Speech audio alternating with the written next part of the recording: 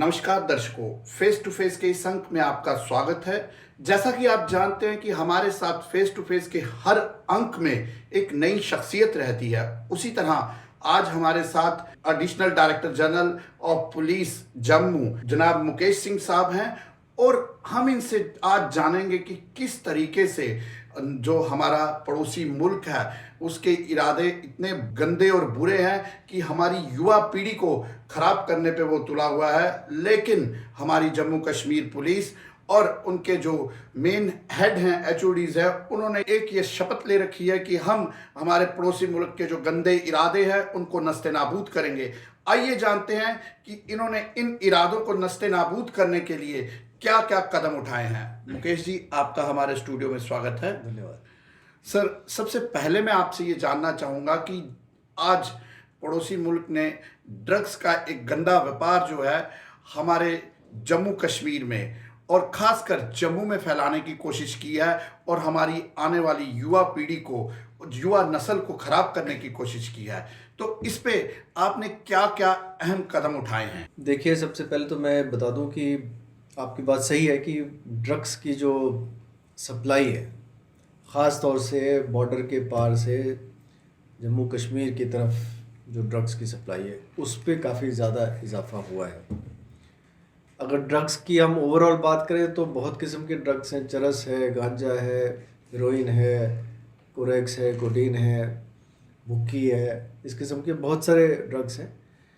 लेकिन जो असली इम्पैक्ट जो ड्रग्स का आता है वो हेरोइन से आता है जी, जिसको चिट्टा बोलते हैं हम कॉमन पार्लेंस में, जिसकी कंजम्पशन से नस्ल हमारी जी, जो यूथ है वो ख़राब हो रहे हैं। और ये जो हेरोइन है, ये सारा का सारा हेरोइन ये पार से, पाकिस्तान से आ रहा है। अगर आपको पीछे ले जाएं तो सांबा के एरिया में, कठुआ के एरिया में फेंस से क्रॉस एक बार 62 किलो हेरोइन बरामद हुई थी आरएसपुरा में। एक बार सांबा में इंट्रूडर मारा गया था, उसके साथ हेरोइन बरामद हुई थी 27 किलो। फिर 17 किलो कठुआ में बरामद हुआ था, साथ में पिस्तौल वगैरह आ रहे थे। साथ ही साथ अगर देखें तो कुपवाड़ा उड़ी सेक्टर से भी ड्रग्स आ रहे हैं। सुंदरबनी, नौशेरा, पुंछ तक सारे एलओसी, आईबी जो भी कह लें, जो भी पाकिस्तान से सटे हुए वो एरियाज़ हैं, जितना भी किलोमीटर लंबा हमारा बॉर्डर है, सब से कहीं ना कहीं ये पुश करने की कोशिश करते हैं। अब अच्छी बात ये है कि पिछले 4-5 साल में तकरीबन 500 किलो हीरोइन, जिसकी मार्केट में अगर कम से कम कीमत आंकी जाए तो 500 करोड़ के करीब होगी। 1000 करोड़ भी हो सकता है अगर दूसरी मार्केट की बात करें तो 1000, लेकिन कम से कम 500 करोड़ की हीरोइन पिछले 4-5 साल में बरामद हुई है। और प्रयास हमारा लगातार जारी है। हम इन मॉड्यूल्स को आइडेंटिफाई करते हैं। अब हमारे पास बहुत सारे ज़रिए हैं इंफॉर्मेशन के, उनके ज़रिए हमें इंफॉर्मेशन मिलती है तो हम उस पर फौरी कार्रवाई करते हैं। और कोशिश हमारी रहती है कि ज़्यादा से ज़्यादा जो है सप्लाईज़ पे हम काबू पा सकें। थोड़ी इसमें दिक्कतें ये आती है क्योंकि इसमें ट्रांस बॉर्डर स्मगलिंग रूट्स है नंबर 1 जी, और साथ ही साथ इंटरस्टेट के प्लेयर्स भी इन्वॉल्व हैं जी। तो उसमें हमें थोड़ा इंटरस्टेट कोऑर्डिनेशन वगैरह की ज़रूरत होती है। इस मसले को नेशनल लेवल पे, बड़े हाई लेवल पे लिया गया है। माननीय होम मिनिस्टर साहब खुद भी इसकी मीटिंग की चेयर कर चुके हैं चंडीगढ़ में, जिसमें सभी जो स्टेट्स हैं उनके मुख्य जो एचओडीज है वो इन्वॉल्व थे। जी। तो एक कंसर्टेड एफर्ट है, एक फोकस है कि हमें ये काम कर ही दिखाना है। जी, मुकेश जी ठीक कहा कि जो हमारे ऑनरेबल होम मिनिस्टर साहब हैं उन्होंने अभी एक मीटिंग चेयर की है ड्रग्स के रिलेटेड और काफ़ी मुख्तलिफ स्टेट्स और यूटीज़ के एचओडीज वहाँ शामिल हुए और उन्होंने कड़े से कड़े कदम उठाने पे कहा। लेकिन आपकी बात बिल्कुल ठीक है कि 500 किलो लगभग अप्रॉक्सीमेटली अभी तक हीरोइन पकड़े जाना एक बहुत बड़ा अप्रिशिएबल काम है कि अगर वो 500 किलो हीरोइन जो है अगर कहीं डिस्ट्रीब्यूट होती तो हमारे कितने नौजवान पीढ़ी जो है उनके भविष्य को ख़राब किया जाता। लेकिन इसमें जम्मू कश्मीर पुलिस वाकई ही अप्रिशिएबल है और आप जम्मू के एचओडी हैं तो इसमें आपको वाकई ही सैल्यूट है कि आपने ये सराहनीय काम किया। लेकिन सर, एक और चीज़ आपसे ये पूछना चाहूँगा कि क्या हमारी जम्मू की अर्निंग कैपेसिटी, जैसे आपने कहा कि ये 1,000 करोड़ की भी हो सकती है या 500 करोड़ की भी हो सकती है, तो अगर पड़ोसी मुल्क यहाँ भेज रहा है और उसका इरादा ये है कि युवा पीढ़ी को खराब करना, और लेकिन उसको वो बेचेंगे, तो क्या यहाँ इसको खरीदने की किसी कैपेसिटी है? देखिए, ये थोक के भाव में नहीं बिकता जी ये बिकता है खुदरा, छोटे छोटे जी क्वांटिटीज में, जो कंज्यूमर 10 ग्राम, 5 ग्राम, 20 ग्राम। जैसे कि 1-2 मिलीग्राम का की जो खुराक है, जो एक टाइम के लिए, एक टाइम में एक शख्स जो है 1-2 मिलीग्राम ही कंज्यूम करता है, वो उसको 1,000-2,000 रुपये का मिलता है। जी तो वो उसकी उस हिसाब से अगर देखी जाए तो 1,000-2,000 की बाइंग कैपेसिटी वो ले लेता है। लेकिन इसके जुड़ी हुई जो मुसीबत है वो ये है कि कुछ दिन तक तो ये चलो मांग के गुजारा कर लेता है जी। उसके बाद जो है ये दूसरे कामों में लग जाता है। यही मेरा मानना, यही मेरा प्रश्न था सर, कि जैसे आपने कहा 1,000-2,000 वो तो हो गया 1 या 2 टाइम के लिए, लेकिन जब उसकी एडिक्शन हो जाती है तो क्या उसकी बाइंग कैपेसिटी है? तो यस, ये बात सही है। और इसमें क्या, ये जो मोडस ऑपरेंडी इनका ये है कि ये तो चोरी में मुलव्वस हो जाते हैं, छोटी छोटी चोरियां करते हैं, कुछ अपने घरों से चोरी कर लेते हैं जी, और उसको बेच के जो भी पैसा मिलता है उससे अगली खुराक ले लेते हैं।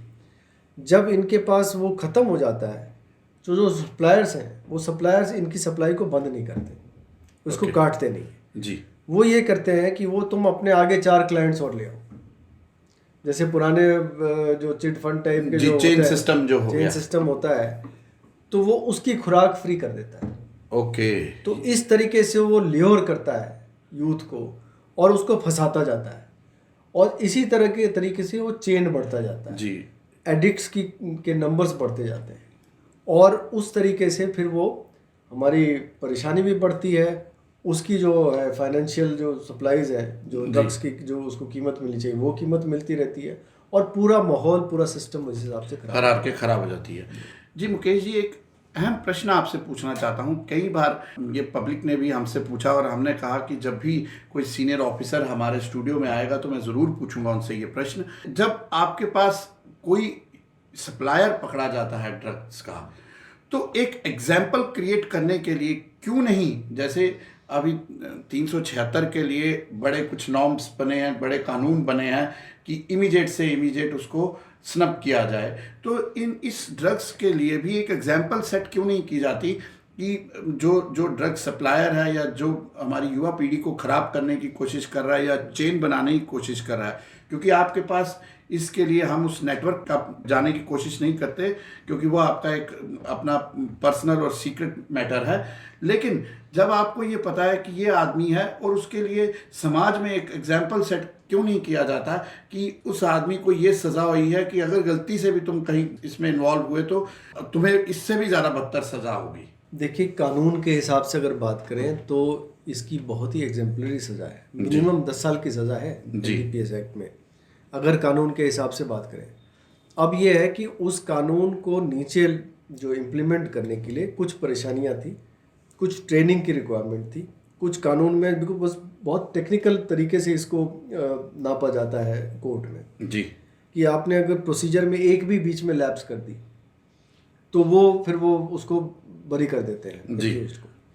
तो ये जो ट्रेनिंग का सिलसिला है, उस कानून के जो मापदंड है उस पर खरा उतरने के लिए जो ट्रेनिंग दी जाती है वो काफ़ी आगे बढ़ गया है। अब हर थाने का, हर जो एनजीओ है या जो तफ्तीशी है उसको अभी तक ट्रेन कर दिया गया है। अगर आप आंकड़े के हिसाब से देखें तो कन्विक्शन रेट एनडीपीएस केसेस में काफ़ी बढ़ गया है। 10 साल, 15 साल, 12 साल की सज़ा आजकल दी जा रही है, साथ में फ़ाइन भी दिया जा रहा है।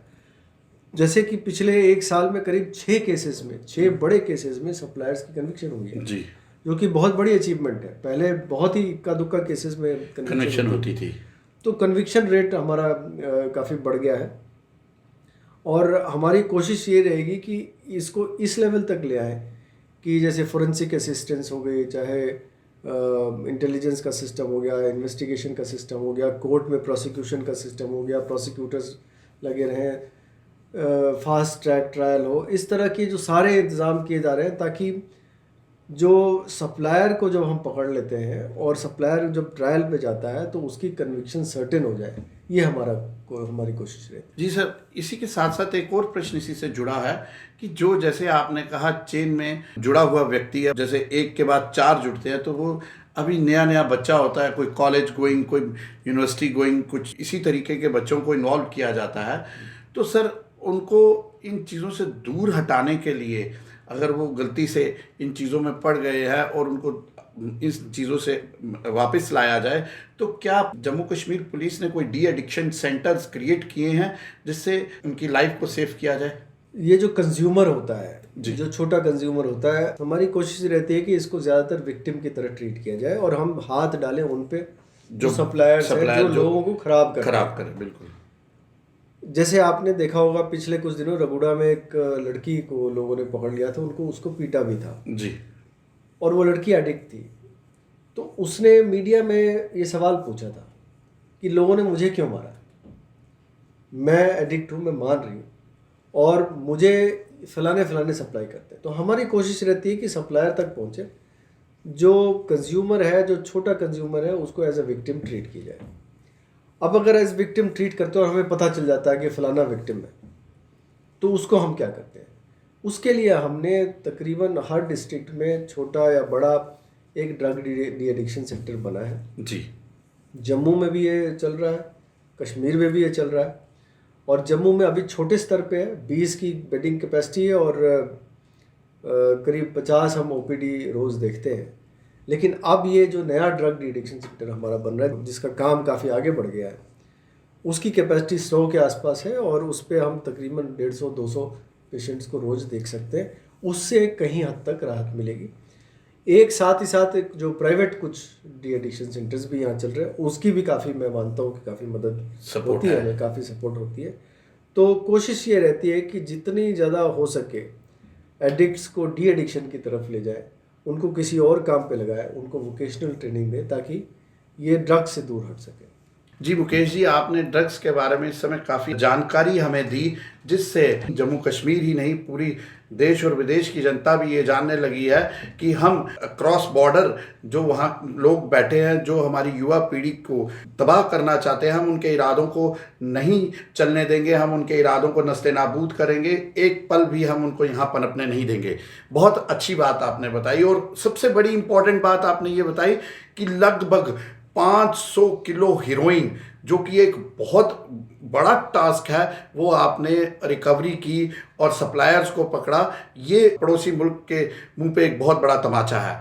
जी मुकेश जी, अब इसके साथ साथ एक और अहम चीज़ पूछना चाहूँगा, क्योंकि ड्रग्स के साथ साथ ये चीज़ भी हमारे यहाँ नई पनप रही है, जो हमने देखने में आई कि अक्रॉस बॉर्डर्स ड्रोन आईडीज़, ये कुछ नया सिस्टम जम्मू में, खासकर कश्मीर में तो चलो पहले से ही चल रहा है, लेकिन जम्मू में अब ये नया देखने को चलन मिला है। तो इन सब चीज़ों पे भी नकेल कसने के लिए आपने क्या क्या कदम उठाए हैं? जम्मू में मोटे तौर पे अगर देखा जाए तो आतंकवाद से जुड़े हुए दो पहलू हैं। जी। एक तो ये है कि जैसे लश्कर तैयबा है, जैश ए मोहम्मद है, ये जो बड़ी तंजीमें हैं जिनकी सबसे ज़्यादा प्रेजेंस जम्मू कश्मीर में है, ये दोबारा से जम्मू प्रोविंस में इनकी जो है तादाद ज़ीरो के आसपास, एक्टिविटी बिल्कुल ज़ीरो है। लेकिन अब ये कोशिश कर रहे हैं कि धीरे धीरे अपने पुराने मॉड्यूल्स को किसी तरह जोड़ के एक्टिवेट करके दोबारा से हमारे इस जम्मू प्रोविंस के माहौल को ख़राब किया जाए। जी। जिसका नतीजा है कि आपने देखा होगा कि राजौरी में कुछ ब्लास्ट हुए, उधमपुर में कुछ ब्लास्ट हुए। जी। और जब हमने इसकी जो छानबीन शुरू की तो हमें इन सभी मॉड्यूल्स का पता चला जो धीरे धीरे पनपने की कोशिश कर रहे थे। अच्छी बात यह है कि तकरीबन 95% जो है, जो जितने मॉड्यूल्स जो एक्टिव होने की कोशिश कर रहे थे उनको काबू कर लिया गया है, उनमें गिरफ्तारियां हो गई हैं, उनमें रिकवरीज हो गई हैं।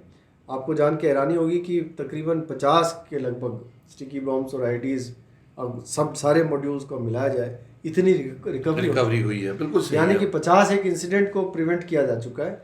हाँ, 3-4 इंसिडेंट्स हो चुके हैं जिसमें कि अगर आप आंकड़ों के हिसाब से देखा जाए कि हमारी प्रिवेंटिव जो कैपेसिटी है वो 95% है। 5% जो है हमें कमियां भी हैं, तो जिसमें कि वो मॉड्यूल्स अपना काम करने में कामयाब हो जाते हैं। लेकिन जैसे आप रजौरी की मॉड्यूल देख लें, तालिब हुसैन ने 5 घटनाओं को अंजाम दिया था, उसको पकड़ा गया, उसके साथ के 4 लड़कों को पकड़ा गया।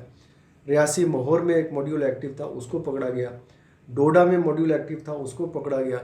बनिहाल से एक मॉड्यूल जो एक्टिव हुआ था जिसने उधमपुर में ब्लास्ट किया, उसको पकड़ा गया। बसंतगढ़ और बिलावर मसोली की तरफ जो एक मॉड्यूल एक्टिव हुआ था, उसको अभी उधमपुर ब्लास्ट के केसेस में पकड़ा गया।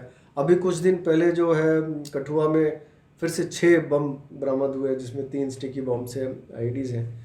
तो कुल मिला के काफ़ी प्रयास किया गया, काफ़ी काम किया गया है और काफ़ी रिकवरी भी हुई है जी। और कोशिश ये रहेगी जितने भी छोटे मोटे बचे खुचे मॉड्यूल्स हैं या पनपने की कोशिश कर रहे हैं, उनको तुरंत नकेल उस पर कसी जाए, उनको कानून के दायरे के अंदर लाया जाए। बिल्कुल। और आतंकवाद को दोबारा यहाँ पनपने ना दिया जाए।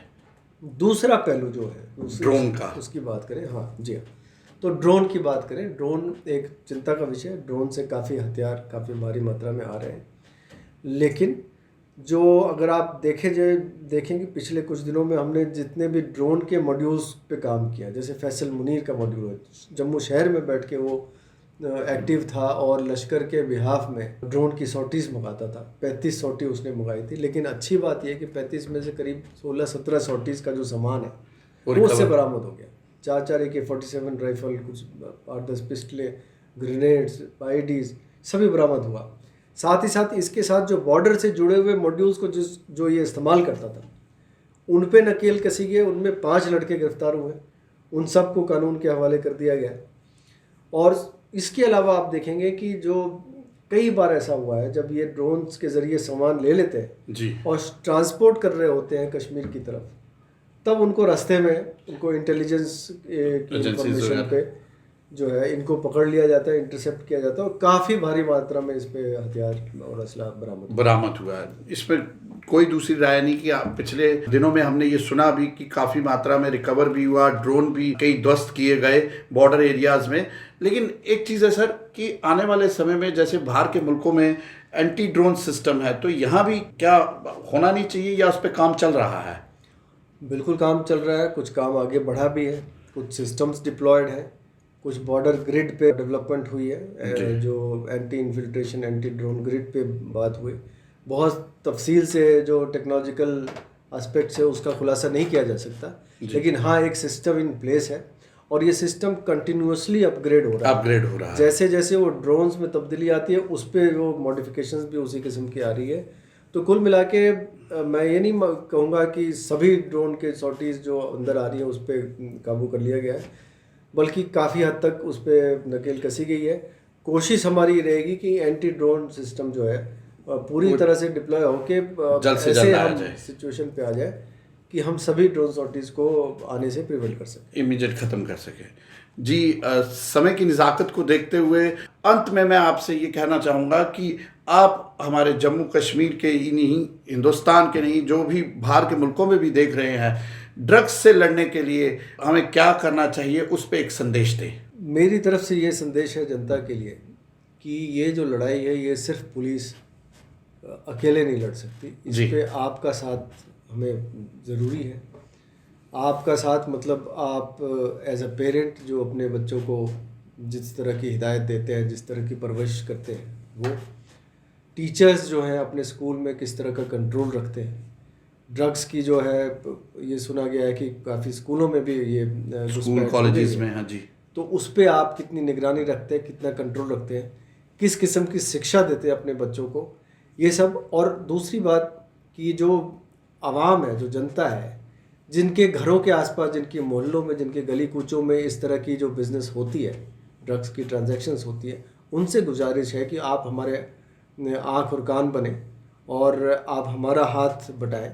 हम आपकी तरफ हाथ बढ़ाने के लिए तैयार हैं और आपका सहयोग के लिए तैयार हैं। और इस सहयोग के अंदर जो भी आपकी जो कॉन्फिडेंशियलिटी है वो हम मेंटेन करने को तैयार हैं। आइए हम लड़े और मिल के लड़े ताकि ये इस ड्रग्स के मैनेज का खात्मा कर सकें। बिल्कुल, बहुत बढ़िया मुकेश जी आपने जो बात की कि हम सबको एकजुट होके ड्रग्स से लड़ना होगा, तभी हमारी जो युवा पीढ़ी है वो आज कामयाब होगी। और युवा पीढ़ी ही हर कम्युनिटी की, हर सिस्टम की, हर कंट्री की नींव है और हमें इस फाउंडेशन को बचाना है, इस नींव को बचाना है। तभी हमारा देश जो है, जो हमारे ऑनरेबल प्राइम मिनिस्टर का सपना है कि नंबर 1 देश पूरी दुनिया में बने, तो तभी बन सकता है। मुकेश जी ने बहुत अच्छी बातें कही ड्रग्स के रिलेटेड भी, और इन्होंने ड्रग्स पे बहुत अच्छा काम भी किया है। और साथ ही साथ कहते हैं कि सेनापति अगर एक्टिव होगा तो सेना भी एक्टिव होगी, और इन्होंने ये प्रूव करके दिखाया है। जो पिछले दिनों में इन्होंने ड्रग्स के रिलेटेड काम किया, और ख़ासकर जम्मू में पनपती हुई दोबारा मिलिटेंसी थी उसको भी स्नब किया, नस्ते नाबूद किया। इसी के साथ दर्शकों विदाई लेंगे, फिर हाजिर होंगे फेस टू फेस के अगले अंक में। तब तक के लिए धन्यवाद। मुकेश जी, आपका हमारे स्टूडियो में आने के लिए धन्यवाद।